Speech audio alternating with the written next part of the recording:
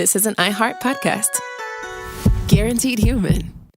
Hey, everybody. The official Big Bang Theory podcast is back, covering seasons 3 and 4 of the show. Each week, host Jessica Radloff speaks with crew and cast members like Kunal Nair, Mayim Bialik, and Kevin Sussman. Hear about the Easter eggs you may have missed, behind-the-scenes stories, and how certain real-life relationships shaped some of the most memorable storylines. Watch the official Big Bang Theory podcast on HBO Max or wherever you get your podcasts. Work can be a little weird. Cringy training seminars, coworkers who won't stop talking about their plant, forgetting the mute button at an inopportune moment. We have to deal with a lot on any given workday. Sometimes it can feel hard to thrive and move forward in your career. Well, that's where LinkedIn comes in. LinkedIn helps you get ideas and insights from experts in your field, connect with people professionally, grow your network, and access tools designed to help you find the right fit for your next role. Whether you're just getting started, figuring out your next move, or looking to accelerate your career, LinkedIn is built to support you at every stage because LinkedIn is the network that works for you. Visit linkedin.com/know stuff to learn more.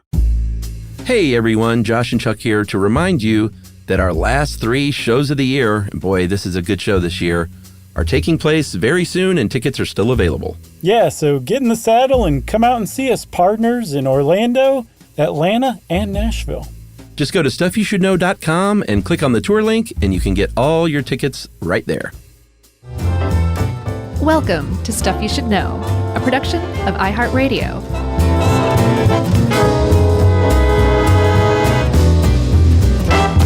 Hey, and welcome to the podcast. I'm Josh, and there's Chuck and Jerry's here too, and this is Stuff You Should Know, part of the very grim edition.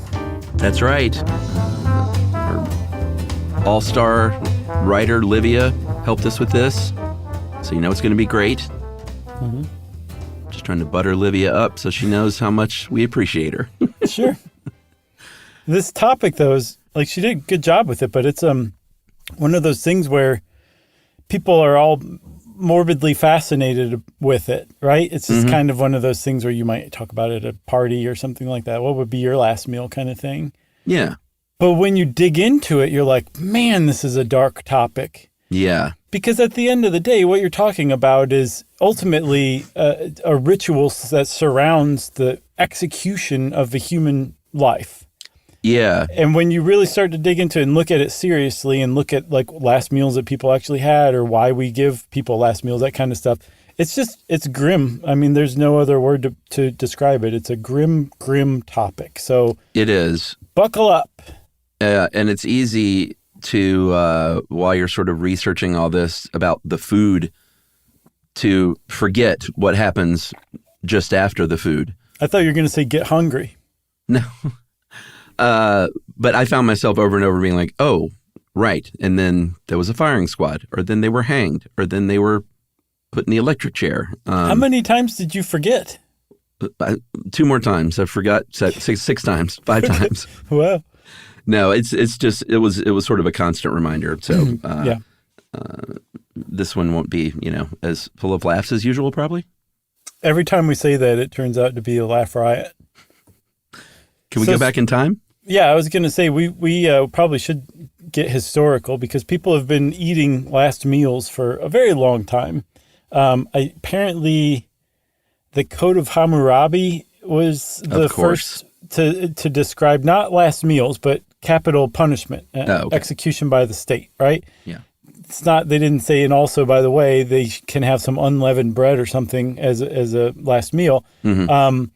It's not until I believe the Romans, the ancient Greeks, and the Chinese, I guess contemporaneous Chinese, where last meals first start appearing in documentation.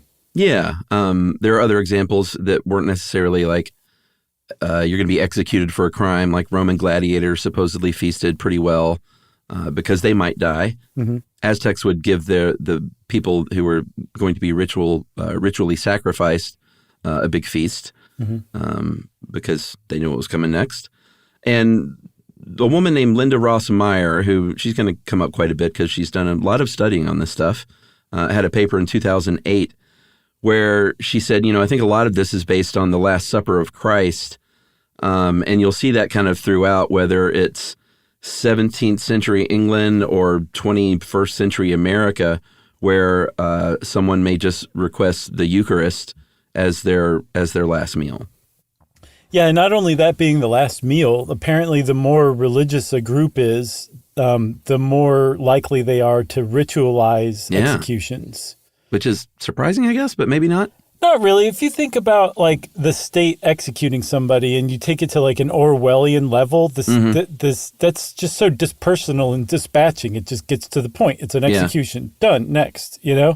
It makes sense to me that religious types would be like, no, we've got to like add this ritual to it or that ritual to it to give it meaning, or else it's what's the point of it kind of thing, aside from just taking a life. No, that's a good point. Like the Puritans certainly, they almost had like celebrations of like, hey, you're going back to God, so let's throw a party. Can't you just see the condemned like getting elbowed in the ribs? Like, hey, man, lighten up. It's a party. Yeah. It's like easy for you to say. Right. Goody Clark. Goody, I guess Clark will do. Yeah. I can't think of anything better, so. Goody Bryant. You just fire it right back at me. I was trying to Puritan up the, Clark. Oh, sure. Well, I guess you could spell it with a Y and an E or something weird like that. Yeah, or Goody Mather. Yeah, there you go. All right. So, the Puritans were big time into that kind of thing, but they were far from the only ones to hold kind of like a communal or at least a bit of a feast, a communal meal or a feast.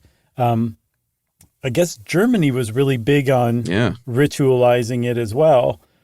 Which makes sense because they were pretty big into Protestantism by this time. This is the 18th century when Frankfurt used to give out the hangman's meal, which is a pretty lavish feast. Yeah, sounds like it. There was one they described in 1772 from a murderer named Susanna Margaret Brandt, who had, and this is kind of gross to read out loud, but there were 6 officials to eat this meal with Susanna. But it was 3 pounds of fried sausages. Check. So far, not too bad. 10 pounds of beef. Doesn't say how it's prepared. 6 pounds of baked carp. It's koi, you realize. 12 pounds of carp is koi? I don't think I knew that. Yeah. I'm gonna, that's a hill I'll die on. I'm probably wrong. I realized in the last episode in Mad, I did bad math right off of the bat, but I'm going to stay with this fact. Well, there's no math involved in baked carp. No, but I could still be wrong. 12 pounds of larded roast veal. That's a new one to me. Soup, cabbage, bread, a sweet, and 8.5 measures of 1748 wine. It's a great vintage. I tried to find out what a measure was in 1748. The best I could find that it was like 5 or 6 pints, but I don't know if that's right or not. It's a lot. Who knows? So a lot of wine. Yeah, for sure. And that's an ongoing thing, Chuck. Getting the person drunk before you execute them used to be a longstanding tradition, and not just in Europe. Like I believe the Inca, when they sacrificed children, just basically left them out to die of exposure. They would get them high, usually, or possibly drunk on some sort of wine. And as we'll see, that is not something that's a part of executions today. There's just something wrong with that, we've decided, even though it makes a lot of sense. But I guess if you're trying to exact retribution, you want that person like fully cognizant of what's happening to them when it's happening to them. But that's a kind of a new idea from what I can tell. Yeah, the same as the last cigarette. You have the sort of the image in your head of the firing squad, like someone going and putting a cigarette in someone's mouth. But even cigarettes, if they're not on the prison menu as far as being allowed, then they don't allow it. That's right. I wondered while I was researching this if I could have a last cigarette if I were being executed, if I would do it. And I decided I wouldn't. I would die feeling like, oh man, I let this get to me again. So I just wouldn't do it. Oh, good for you. That means you've really quit. Yeah, agreed. If you wouldn't smoke a cigarette, right before your execution, you've quit smoking cigarettes. That's sort of a baggy t-shirt, but not bad. Well, the big baggy t-shirts are back. The ones from the 90s, everybody's wearing those now. Yeah, so you could fit that on it. Are they really? Yeah. All right, because I couldn't tell because you've been messing with me a lot. No, it's true. Somebody wrote in and was like, please stop doing that. I didn't understand what she meant at first, but then I was like, oh, you mean when like Josh said something and he says, oh, I'm just kidding? Yeah. She seemed to get pretty mad about it. Yeah, she didn't like that at all. So She said we're like 12-year-old boys. That's true. Which I took as a compliment. In London, there was a tradition of, and this was in, I guess, the like late 1700s, early 1800s, I think. There was a tradition of letting the prisoner actually like have friends over and celebrate. And then when they stepped up to the gallows, they would have a, quote, great bowl of ale to drink at their pleasure as their last refreshment in life. Yeah, that's one of the suggested origins for falling off the wagon, that you were taken to the gallows in a wagon, remember? And then you'd get off the wagon to have that last drink. But that's right. They decided that probably wasn't it. In the U.S., this came about formally sort of at the end of the 19th century when public executions and big sort of, hey, let's everyone meet in the town square and watch someone be hanged, was replaced by a little more private affair, a little more standardized with not as many people around. And some prisons started publishing in newspapers, because it sold papers, what people wanted to eat. Yeah, and they kind of had to, because if not, then that's just, again, the state executing people because the state can, or the state's decided. The point of an execution is it's the state's carrying it out on behalf of the community. Mm-hmm. And so since they stopped involving the community directly by saying you can come watch this person be killed because we're killing them for you, they had to share enough details to say, we did this for you guys and here's the details of what happened. And one of the things that kind of came out of that custom, the new custom in the, I guess, late 19th century, is sharing what the person requested for their last meal. Yeah. And then what followed was like, should we still do this? You still hear about this stuff every now and then, but it's not as codified, I don't think. Some states used to have websites that had details like this. Mm-hmm. Texas stopped doing that in the early 2000s because people complained. Arizona apparently still has a web page, even though the last informational entry was, I think, in 2014. So this idea that people want to hear about this has always been intriguing / controversial. Right. By the way, Texas stopped doing it because people complained that they were taking up too much of the internet with those details because they execute so many people. I mean, you can't talk about executions without talking Texas. It's true. Can't spell it without the EX in both Texas and execution. Yeah, and we're going to talk about Texas again later, of course. Yes. Should we take an early break? Yeah, let's do it. Well, we're going to do it, everybody.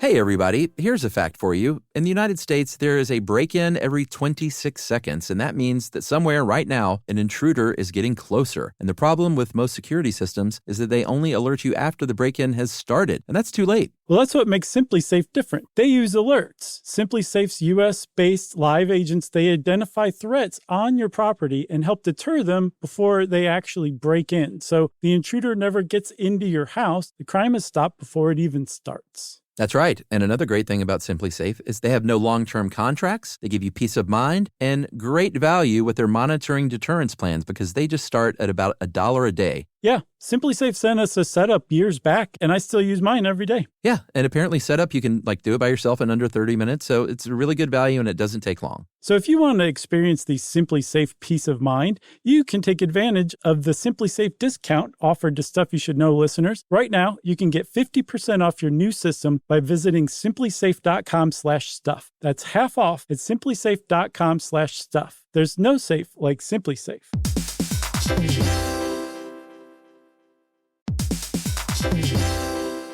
Work can be a little weird. One minute you're in a meeting that could have been an email. The next you're trying to decode corporate jargon that somehow means nothing. And don't even get us started on the quick sync that turns into a 45-minute deep dive. Yeah, well, the truth is figuring out your career isn't always straightforward. Whether you're trying to grow, pivot, or just stay relevant, it can feel like you're navigating it all on your own. Well, that's where LinkedIn comes in. That's right. LinkedIn can help you grow your career, helping you confidently navigate your path with insights, ideas, and inspiration from your professional community. You can stay up to date with the latest trends in your field, connect with people who get it, and discover opportunities tailored to your goals, your experience, and what actually matters to you. Whether you're looking for something new or just trying to grow where you are, LinkedIn gives you the tools and connections to move forward with confidence. Because LinkedIn is the network that works for you. Visit linkedin.com/knowstuff to learn more.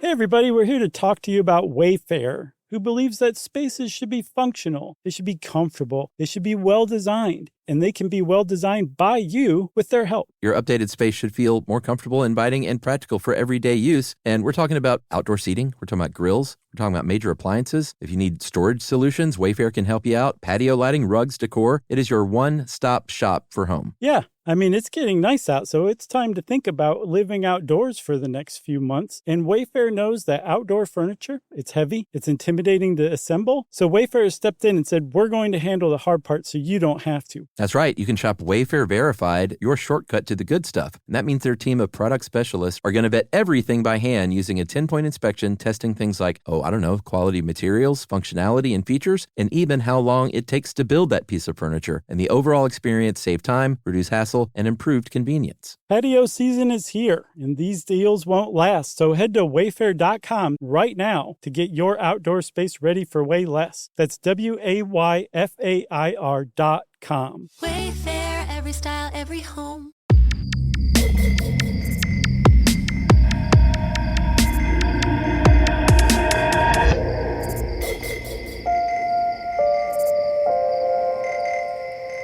Okay, so Chuck, there's some questions about the purpose of last meal. Like, it's one of those things that, it's not a part of people's everyday life. And when it is, it's, at arm's length enough these days, like we were saying, that it could be a part of party conversation even. But it's if you stop and think about it, like, there's a good question, like, why? Why would you do that? There was a very famous quote, I guess, from a guy who was executed in Arkansas in, I think, the 90s, who said it doesn't make any sense because you're basically it's like putting gasoline in a car that's got no motor. Mm-hmm. That there's no reason for this person to need food, right? We eat technically so that we can make it through the next day and the next day and the next day. It's like how we gain energy. Once you're executed, you don't need that energy any longer. So why would we feed people a last meal? It makes no sense if you step back and look at it as a purely functional thing. Yeah. We can go back to Meyer, who, like I said, has studied a lot on this. And she has a few reasons that, and all of these are plausible because it's the kind of thing where there is no, like, quote, correct answer. Mm-hmm. But so people can sort of speculate. And she said, like you kind of hinted at earlier, like it would just be extermination and have no meaning. So people like to attach meaning to things. It might be help the prison officials, make them feel better. Like, hey, like, it's nothing personal. It's my job. Here's this nice meal. Yeah, not in like a direct way. Like that's why the officials are doing it, but almost like there's a subtext to it, right? Yeah, exactly. This one makes a lot of sense. Maybe it's even like a tool to keep the prisoner passive and like, hey, like the threat that could go away if you don't behave yourself on the way out. Yeah, and there's a guy named Brent Cunningham who wrote a really good article on this in Lapham's Quarterly.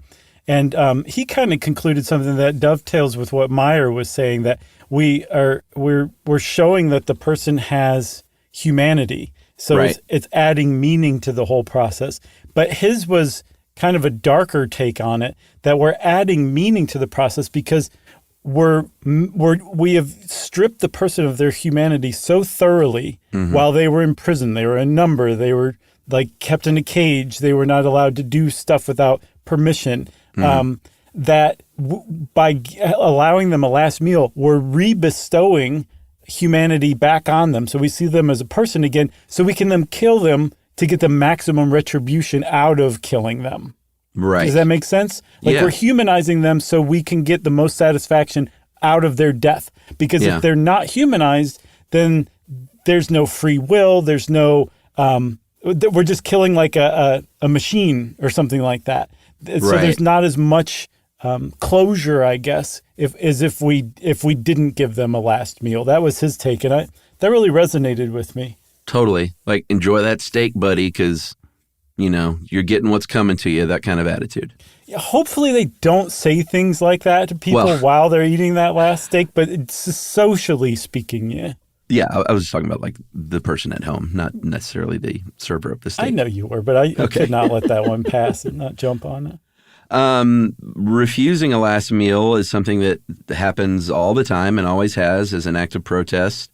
There was one person named Lawrence Hayes who was on death row, but I think eventually was found innocent and was a founding member of Campaign to End the Death Penalty, who basically said, I wouldn't have taken a last meal because it's a gimmick just to make us feel better about this like terrible process. Yeah. And then there is one study of close to 250 people who were executed over about a 4-year period in the 2000s found that 29% of people who insisted they were innocent declined a last meal compared to 8% who said, no, like, yeah, I did it. Yeah. So that's a pretty big diff. Yeah, that's a huge difference, too. And it makes sense, too. I wouldn't want anything from the people who are about to unjustly kill me. I wouldn't want to be in their debt at all. Yeah. That's what I'm guessing one of the reasons why they would protest it. At least that's why I would. Yeah, and I think to draw a little more attention.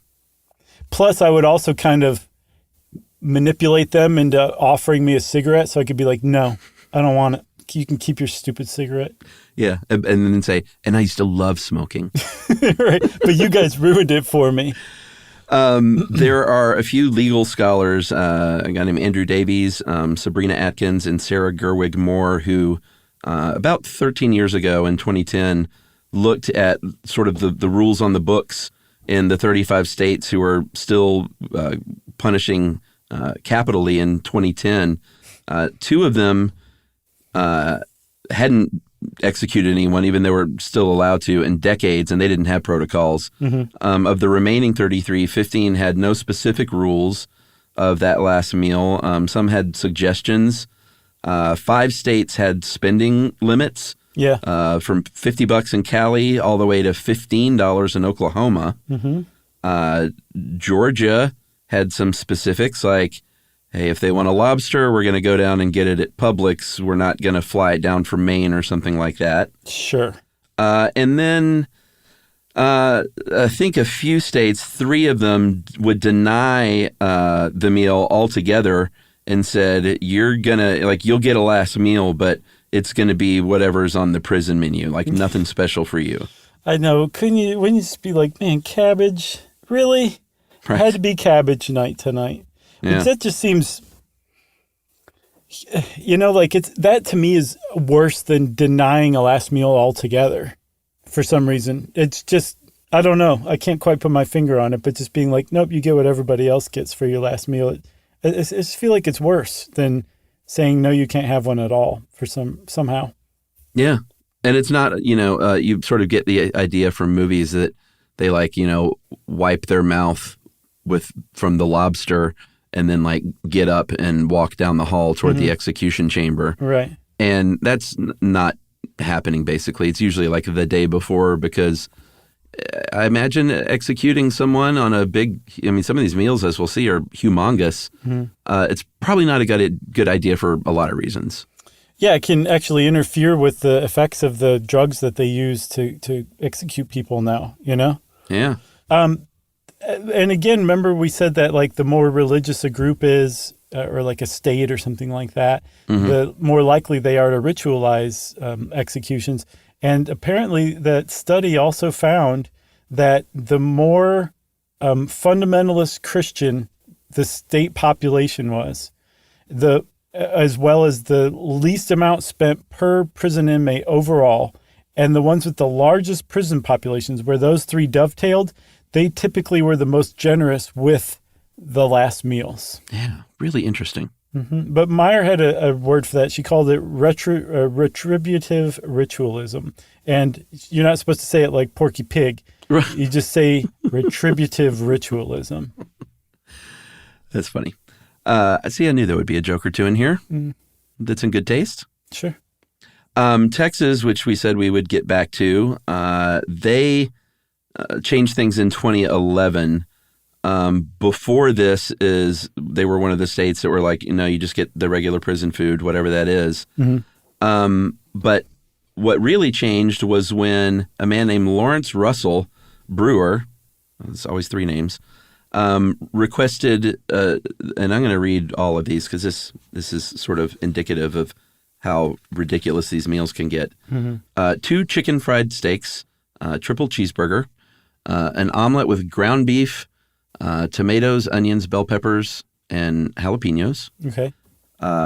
Fried okra with ketchup, 3 fajitas, a pint of Bluebell ice cream, a pound of barbecue with a loaf of white bread, a meat lover's pizza, 3 root beers, and peanut butter fudge with crushed peanuts. A slab of it. Yeah, a whole slab of it. Brewer refused to eat the food, and it seems like it was sort of the waste of time and money really got under the skin of a Texas state senator named John Whitmire, and he had kind of had enough at that point and was like, no, we got to cut this off. This is a ridiculous privilege that shouldn't be allowed. Yeah, he spotted an easy way to energize his base. So he wrote to the Texas Criminal Justice Division and he said something like, quote, it is extremely inappropriate to give a person sentenced to death such a privilege. And that he pointed out, and this is very important, that Lawrence Russell Brewer, who's one of the white supremacist scumbags who dragged James Lee Boyd to death behind a pickup truck in the 90s, that he never gave James Lee Boyd the opportunity for a last meal. That was his reasoning. And that is very sound reasoning.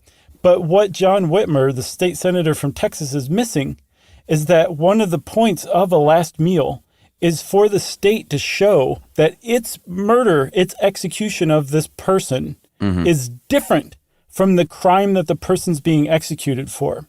The state is saying, like, you have to die, but we can still treat you humanely, even though you didn't treat your victim humanely. And so it elevates the state morally. And that seemed to be totally lost on John Whitmire, because one of the reasons he saw for not giving somebody that meal is that they hadn't given that to their victim, that opportunity. Yeah, that's really interesting to think of it that way. Yeah, but it worked. And they stopped serving last meals in Texas, thanks to, again, Lawrence Russell Brewer, one of the white supremacist scumbags who dragged James Lee Boyd behind a pickup truck to death. That's right. When this happened, there was a former inmate who cooked these last meals as part of his job in prison. And then I think afterward even, named Brian Price, who said, you know what, I'll continue to make these meals. It won't cost the state a penny. But Texas said, no, thank you. We're not going to take you up on that offer. And apparently Price got a lot of emails from people like supporting him and saying, we think you did the right thing and making a humane effort at least, and ended up writing a cookbook called Meals to Die For. Yeah. You said there'd be some tasteful jokes in here. That was not one of them. I mean, that was Brian Price's joke. Right. I know. We can distance ourselves from that. Yeah. But yeah, he cooked 218 last meals in 10 years. Again, in Texas, right? And I guess when he was offering to do this for free, like, he was no longer a prisoner, but he was willing to come to the prison and bring his own ingredients and cook on his own time. And the state still said no. And again, the reason why they said is that it's not really money. It's the sentiment behind the whole thing that they're opposed to. So they turned him down. Yeah. But in his book, he kind of chronicled what some of the people typically asked for, and cheeseburger and French fries is like one of the biggest or one of the most frequent requests. But also there were those ones that were kind of fancy, like lobster or shrimp or something like that. People wanted as their last meal. But because he had to work from the ingredients in the prison kitchen, they didn't have lobster or shrimp typically on hand. So he would just try to get creative with it. And apparently at first, this was his job. He was tasked with this, and he wasn't very comfortable with it because he believed in the death penalty.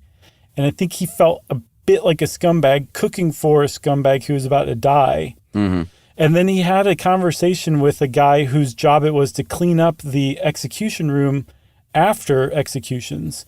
And he said that cleaning up the actual execution room itself never really bothered him.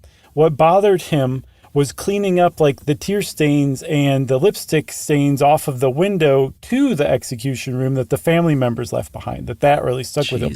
And so that conversation with that guy really stuck with Price, and it kind of changed his view of the whole thing so that he started to think of imagining the person he was cooking for as one of his family members because he was thinking of the family, and apparently eventually changed his mind on the death penalty altogether. Oh, wow. Yeah. So we talked about what you would call like status food. You said shrimp and lobster and, like caviar and, stuff like that. That's a common request. I said fancy food. Yeah. But Livia called it status food. Yeah, no, I know that's what it's supposed to be called. And I would agree. And it is fancy food. I mean, what's fancier than a sea spider? Right. It's sea cockroach. Was it cockroach? Yeah. Oh, okay. I thought they were spiders. Anyway, not literally thought they were spiders. There are sea spiders, and they're one of the most terrifying things on this planet. Oh, sure. Oh, man. But not as tasty as a lobster. No, probably not. You into lobster? I like lobster. It's fine. I'm not like gaga for it, but yeah, I'll eat it. I'll eat a good lobster. I ate Publix lobster bisque out of a plastic container the other day, so yeah, I guess I do kind of like lobster. Oh, man, they sell this. I wish I knew the name of the company. There's a chowder, a clam chowder, and a lobster bisque in the frozen aisle. I've not tried it. I know what you're talking about, though. Is that the one? It's good. You drop the whole bag in boiling water and just let it sort of thaw itself and cook. I think they also make a gumbo, and if it's the same company, the gumbo is not that good. The bisque and the chowder are good. Okay, I'll try them because I gave up on them after the gumbo because I really wanted some gumbo. I was like, score when I saw it, and I made it, and I was like, I still want gumbo. I will love lobster in like a bisque or certain other things, but I don't know that I've ever ordered a lobster or like a lobster tail. Oh, I have at Red Lobster. Probably so. For real. At Red we didn't Lobster. eat there. That was like too fancy for us. The really, you don't go to Red Lobster for the actual seafood. You go for the salad with their ranch dressing, which is off the chain, or their cheddar biscuits, which if you get them when they're fresh, they're really good. And you want to know something funny? What? One of the only times I've literally ever eaten at Red Lobster was with you. When did we eat at Red Lobster? We went, I think when Discovery owned us, I think we went in Silver Springs, Maryland. Okay. When we were there for a meeting or something, Okay. You were like, let's go to Red Lobster. Let's go to Red Lobster. I actually remember that now. Yeah. And we had those cheddar biscuits, and man, those are good. They are good. I'm glad your one and only Red Lobster experience was with me then. Yeah, that was too ritzy for us as a teacher kid. Yeah, it's not They like weren't my fancy parents like were you guys. rolling in it, you know? They just knew what to spend their money on, and Red Lobster was part of it. It was probably a special meal for you guys, though, right? Yeah. Or not? Yeah. I mean, Mom made like chicken a la king and pepper steak and stuff like that. Mm-hmm. You know? It occurred to me, Chuck, as we were having this conversation, that we're talking about food and food we love. Mm-hmm. Is that distasteful to talk about that, have that kind of tangent in an episode about last meals and executions? I don't think so. It can live as its own little side conversation. I just wanted to gut check it. Yeah, I think we're okay. But how we got started on that was status foods or symbolic requests. So, we're going to talk about some of these over the years that have been made symbolically. There was a murderer named Victor Fagure in Iowa. I think the last Iowan and the last federal inmate to be executed previous to Timothy McVeigh. Yeah, exactly. Asked for a single olive with a pit, saying he hoped the fruit of the tree of peace would grow from his grave. And he kind of got his wish because it was 37 years before somebody was executed federally. Yeah. What about Gary Gilmore, famously from the book The Executioner Song and movie? Yeah, he was executed in Utah, and one of the reasons why he became so famous was twofold. One, he insisted that he be executed by firing squad, which Utah was one of the few states that still had that on the books, and that's how they executed him. And then two, by refusing to appeal his death penalty. Right. Despite, the entire, apparently there's a lot of public sentiment against commuting this guy's sentence, but he was like, no, I want to go along with it. So I guess there was enough public attention on it that he was given the special privilege of having friends and family visit. And I guess Johnny Cash called up and sung to him over the phone. Yeah, that was his uncle had snuck in Jack Daniels. And this guy, somehow his defense attorney arranged for Johnny Cash to call, and Johnny Cash sang a Stonewall Jackson song called Don't Be Angry that apparently he kind of duetted with Gary Gilmore over the phone. Man, that guy was so cool. Johnny? Yeah, he had a real thing for prisons, though, didn't he? Oh, yeah, sure. I mean, he performed in prisons very famously because he was in prison at one point himself. Yeah, and sometimes, he would go to the trouble, like if he was a little hard up, he'd go to the mall and find that little room where they keep shoplifters and perform for them once in a while as well. I know you're kidding. You didn't get me this time. I wasn't trying to. Oh, boy, I was so close, though. No. Yeah. That Johnny Cash took it upon himself to go sing for shoplifters at the mall when he couldn't find a prison gig. I mean, it sounds ridiculous when you say it like that. Wow, I can really sell it, huh? Yeah, you're good at what you do. I'll just say that. Thanks, Chuck. What else? James Edward Smith was executed in 1990 and requested voodoo dirt. It's called Racunda dirt. And or grave dirt. Yeah, they said, no, you can't have that. He wanted to prevent his soul from remaining on Earth as a ghost. They said, no, have yogurt instead. And he said, all right, well, you will be haunted by me then for 300 years. And he was apparently a voodoo priest. I saw a self-professed voodoo priest, so I don't know what that means. But yeah, he was not very happy that they wouldn't give him that. Should we go through a few more of these? Yeah, there's one that we just could not do this episode and not mention because it's one of the most messed up things that we'll talk about today in a podcast about messed up things. A guy named Ricky Ray Rector, who was executed under presidential candidate Bill Clinton's watch when he was a governor of Arkansas. And Ricky Ray Rector had always been a little bit cognitively challenged. He went on a killing spree, basically. Over 4 days, he killed 5 people, just randomly, in most cases. And then before the cops could get to him, he tried to end his own life by turning the gun on himself. But he and he made himself, apparently, he then had the cognition or cognitive abilities of a kid about the age of 4 from that point on. And that's the shape he was in when he went to trial. Yeah, lobotomized him, basically. Yeah, accidentally. Yeah. So the advocates for him said, no, we don't execute people who are cognitively challenged. If they can't understand what's going on, why they're being killed, we don't kill them. That's just what we do in the United States. And Bill Clinton said, no, we're going to do this anyway. And they did, Chuck. They executed Ricky Ray Rector in 1992. And that's not the thing about this story. There's something that's just about as haunting as it can get. Yeah, because while he was eating the meal, there was a pecan pie was part of that meal. He pushed it aside and said, I want to save that for later. That was the understanding of what was happening to him. He knew he was going to get executed, but he was saving the pecan pie for afterward. Yeah. Isn't that nuts? Yeah. So that's Ricky Ray Rector. What about John Wayne Gacy? Gacy was a one-time manager at Kentucky Fried Chicken. So he got Kentucky Fried Chicken, original recipe, French fries. He got some fried shrimp too. Got a pound of strawberries and some Diet Coke. I went through and looked at a lot of other people and lists.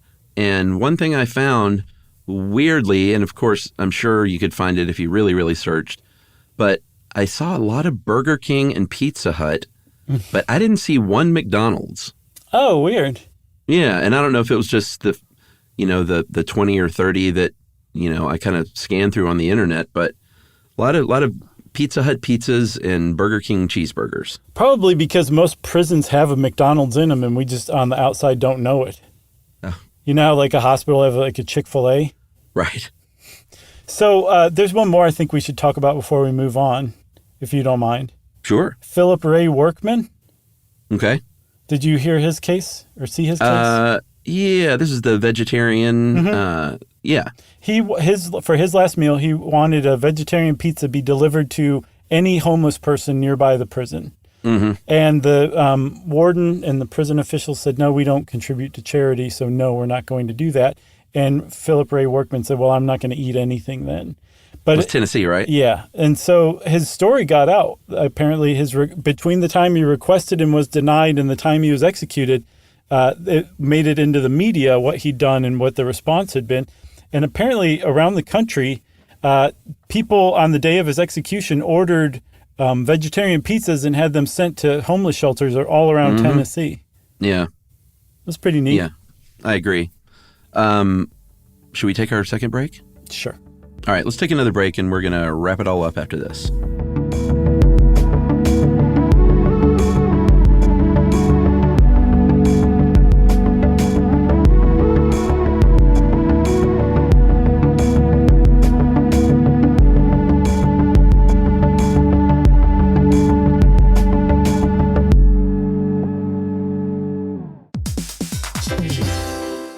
Hey, everybody, here's a fact for you. In the United States, there is a break-in every 26 seconds, and that means that somewhere right now, an intruder is getting closer. And the problem with most security systems is that they only alert you after the break-in has started, and that's too late. Well, that's what makes SimpliSafe different. They use alerts. SimpliSafe's U.S.-based live agents, they identify threats on your property and help deter them before they actually break in. So the intruder never gets into your house. The crime is stopped before it even starts. That's right. And another great thing about SimpliSafe is they have no long-term contracts. They give you peace of mind and great value with their monitoring deterrence plans because they just start at about $1 a day. Yeah, SimpliSafe sent us a setup years back, and I still use mine every day. Yeah, and apparently setup, you can do it by yourself in under 30 minutes, so it's a really good value and it doesn't take long. So if you want to experience the SimpliSafe peace of mind, you can take advantage of the SimpliSafe discount offered to Stuff You Should Know listeners. Right now, you can get 50% off your new system by visiting simplisafe.com/stuff. That's half off at simplisafe.com/stuff. There's no safe like SimpliSafe.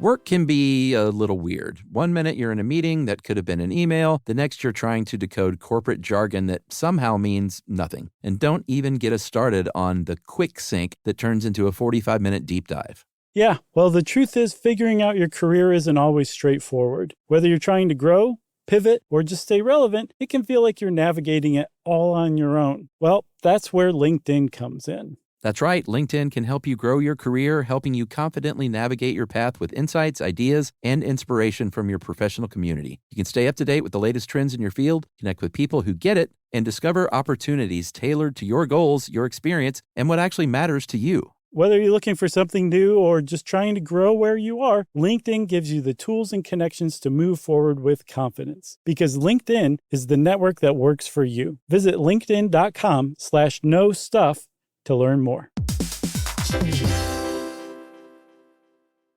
Introducing the all-new Mazda CX-5, featuring more connection, Hey Google, where's the nearest Pilates class? safety that has your back, more discovery on the scenic routes, more passion in the details, and more control in changing weather. The all-new Mazda CX-5, more to move every side of you.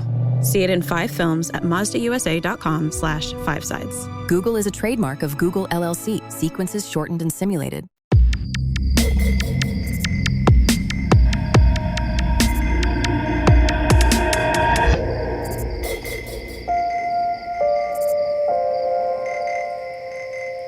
So we talked a little bit about booze and cigarettes. That was a long tradition for, hundreds of years, and then kind of went away basically when prisons started saying like, hey, you can't have cigarettes, smoking is banned, and booze is just not a good idea to let people drink alcohol. And people still request it from time to time. I think there was a guy in our very own state of Georgia in 2015 who wanted a 6-pack of beer, and that was it. And they said no, and gave him a meal of fish and grits and beans and coleslaw and cookies and fruit punch instead. What about elsewhere around the world? And that limits it to just a handful of countries because America is one of just a few democratic industrialized countries that still put people to death. Yeah, a few meaning exclusively or specifically 3. There's South Korea, Japan, and the United States. That's right. And I don't know if this is better or worse, but in Japan, if you're on death row, you don't know the day you're going to be executed until the day you're going to be executed. What would you want? Jeez. No, I don't know. I don't either. I can't even answer that. I don't. I do not know. Imagine like if you did existential trivia and that was like an existential trivia question. I would want to know, actually. You would, huh? Because otherwise I would just constantly be wondering when. Yeah, but if you know, then you're counting down the days and hoping that something happens. Okay, all right, yeah. I get you. Good. I think it's good to know yourself like that. Yeah. But so they don't know when they're going to be executed, but when they do, they can have whatever they want to eat. Apparently, they're very liberal with that idea, and that if they don't specify anything, they'll be given cigarettes, drink, which I take to mean booze, and cake, which Japanese cake is delightful. Yeah, China is sort of all over the map, and we probably don't even know really what happens, to be honest, these days. But there are witnesses from like the 80s that say like, hey, I saw a mass execution where people were just chained to a post and given a hard-boiled egg. Other times... bleak. Oh, it's, as bleak as it gets. Other times, like there was a soldier in 1985 who was apparently given a pretty good meal of like meat dumplings. There are other reports of prisoners eating with their executioner, which is not unique to China. That was sort of an old tradition back in the day as well in different countries. Yeah, called St. John's Blessing. Yeah, so, and it just seems like there is no like hard and fast rule in China. It could either be a very sort of lavish thing or almost nothing at all. Yeah, and just real quick before we move on, that St. John's Blessing, like it was a socially prescribed thing where you, before you were executed, you drank with your executioner, like the two of you hung out. Put yourself in that situation. Imagine being on either side of that equation. Like, how would you make it through that? As the executioner? Or as the condemned? Yeah. I don't know. That's tough stuff. Sorry, I know I keep getting philosophical here. I know I don't have answers for all these. But you are answering them quite well, if you ask me. Okay, I appreciate it. One thing I wondered was, and I know the answer, so I actually don't wonder, but Timothy McVeigh wanted 2 pints of Ben & Jerry's mint chocolate chip and was given that. But, you know, Ben & Jerry's is a very sort of progressive lefty company, and I'm sure they didn't like that association. Yeah, they're very anti-bombing. Well, I mean, I'm sure they're probably anti-capital punishment, but that too. I don't know if they would want that association of like being tied to a capital punishment. Probably not. They probably don't bandy that about. Well, there's nothing they can do about it, though. I was like, could they protest that? I mean, I guess they could protest it, but you can't say who can and can't eat your ice cream. So at the end of the day, I'm sure they would have no leg to stand on. But also, then you're denying this person their last thing. And yeah, it's Timothy McVeigh, but if it were somebody else, right, would you want to be in that position as the company be like, no, you can't have that? Sure. Because we don't agree with them killing you. Yeah, I'm sure they just didn't like that press. Sure. Speaking of press, Olivia had a few more little nuggets here for us of various sort of weird/terrible things that have happened over the years, or interesting things. One of them in 1985, 2 weeks after South Carolina executed their first prisoner in 22 years, Pizza Hut ran a commercial that showed, again, Pizza Hut, showing an inmate ordering pizza for the last meal, this executed person had requested pizza, and so they kind of tied it back to that, and they got a lot of heat for that, and they took the commercial down. Mm-hmm. I think we talked about this in our death penalty episode. Yeah, one of our death penalty episodes. There's a blog called Dead Man Eating that ran from 2002 to 2010, and it just tracked last meal requests, which is another thing. Like, they're frequently requests. They don't necessarily say what the person got. It's the request that's the thing that's always been published. Yeah. And then Amnesty International ran an ad campaign that's just haunting. It's images of the last meals of 5 different prisoners who were executed and then found innocent. Yeah. I mean, that makes a statement for sure. There was also a book in 2011-ish from a photographer named Jonathan Camboris called The Last Meals Project. And I don't think these were people who were proven innocent, but he superimposed last meals on photographs of the executed prisoners. So, another social statement for sure. Yeah. I remember, Chuck, reading, there was I think a New Yorker article on Cameron Willingham. He had a third name in there somewhere, but he was executed, and they are pretty sure he was innocent. Not a great guy, but probably did not start the fire that killed his family, but was executed anyway. And I remember there was a quote in there that always stuck with me. One of the Supreme Court justices said that if there was ever clear evidence that an innocent person had been executed wrongly, that would cause a constitutional spasm that would be really tough to require from him, and probably immediately lead to the cessation of the death penalty. And when you stop and think about that Amnesty International ad campaign, where they've got 5 people whose last meals they're showing who were later found to be innocent, like, we now know 5 people at least have been executed and then later found to be innocent, and yet we still have the death penalty. It's not even a topic of conversation. That sticks out to me, because that quote always stuck to me. Stuck with me. And it's just, I don't know, it was just worth mentioning. And also it was worth mentioning because that article on Cameron Willingham was just insanely good. Because not only is it about his case, it also calls out how arson is just, like, arson investigation is just junk science. And people are executed based on that evidence. Huh. Yeah, it's good. I can't remember what it's called, but just look up New Yorker and Cameron Willingham. I can't remember his middle name. Have we done one on arson? I don't know. I don't think we have. That would be interesting, because I always wonder how they find the source of those fires. I remember talking about arson being junk science before, so we've talked about something. Supper Club fire, maybe? No, it was long before that. No, okay. You got anything else? I got nothing else. I mean, this was dark for sure, but I hope it was in the good taste in which it was intended. Yeah. There are also articles out there that are a little more fun to read about people's last meals non-executed, but people who knew, famous people who knew they were on the way out, and like what's the very most special thing that they wanted to eat, like Julia Child having French onion soup, stuff like that. Oh man, a good French onion soup. Yeah, so maybe go read those instead. Okay. Would be my recommendation. There you go. Well, since Chuck made a great recommendation, everybody, that means it's time for listener mail.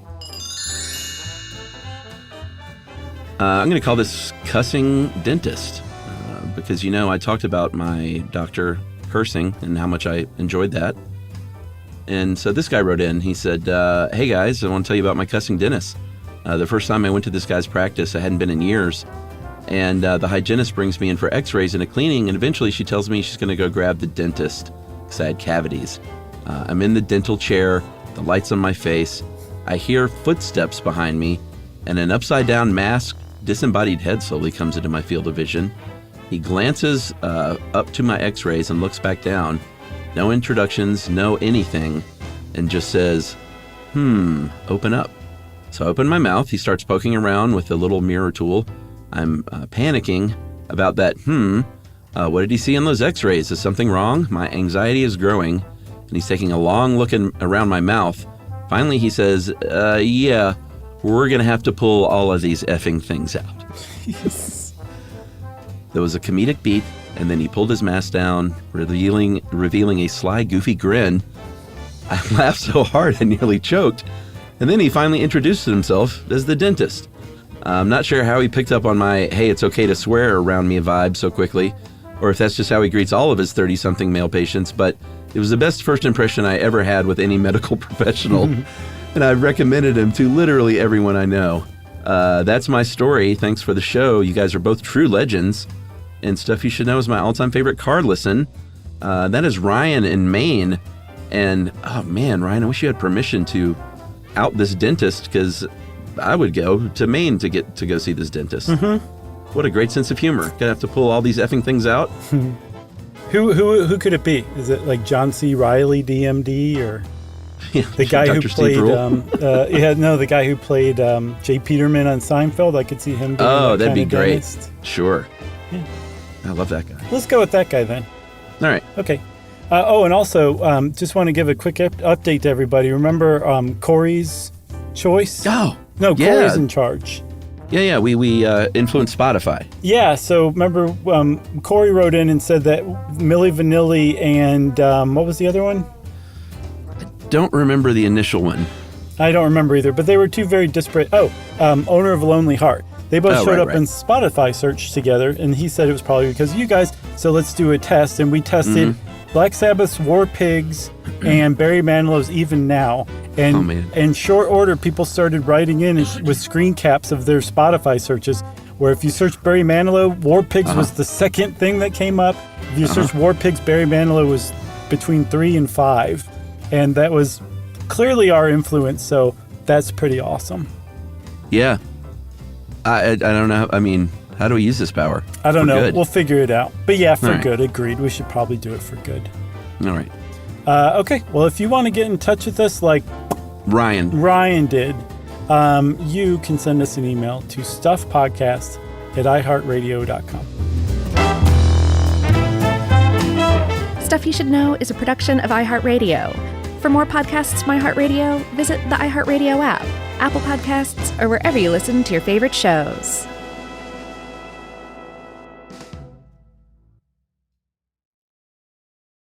Mom, can I have Lingo Kids? Dad, Lingo Kids, please! When did we become the Lingo Kids house? No idea. Last week it was dinosaurs. This week it's... Lingo Kids! Why Lingo Kids? Because it's the best thing ever. We can play games with astronauts, wild animals, and superheroes. With more than 4,000 interactive games, songs, and shows, Lingo Kids is the #1 entertainment platform for young kids. So, no dinosaurs? And dinosaurs! Lingo Kids! Everything kids love. Download it for free.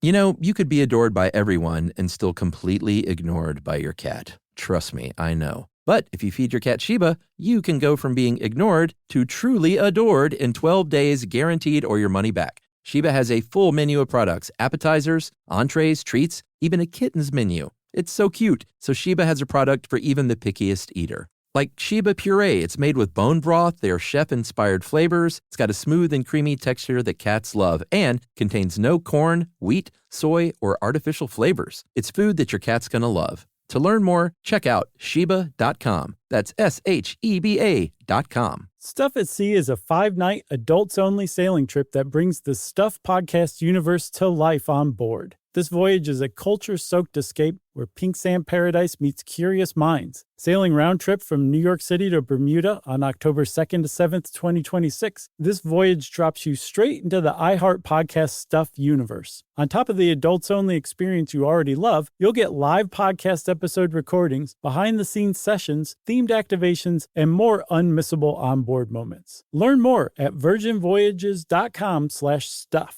This is an iHeart podcast. Guaranteed human.